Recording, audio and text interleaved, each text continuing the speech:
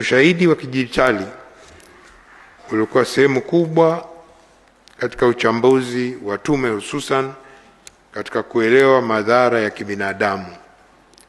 Jumla ya picha mnato 450, picha mjongeo 880 zilikusanya kwa njia mbalimbali, na baadhi zilikuwa zimesambamba mitandaoni kwa zaidi ya mara moja. Picha hizi zilipatikana na ziliwasilishwa na mashuhuda wa matukio, watoa taarifa vya vyombo vya ulinzi na salama, na vyanzo vya wazi, yani open source, ikiwemo vyombo vya habari na mitandao ya kijamii.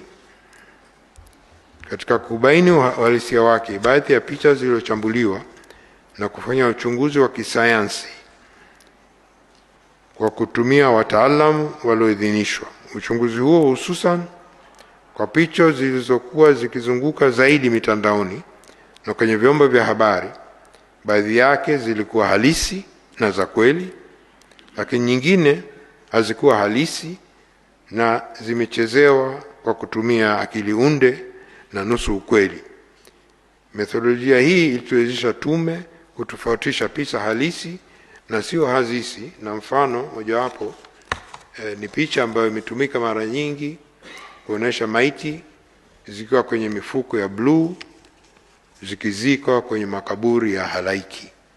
Picha hiyo kwa mujibu wa uchunguzi imekuwa imetumika sehemu nyingi. Usisahau kubonyeza alama ya subscribe Kalamu TV Online.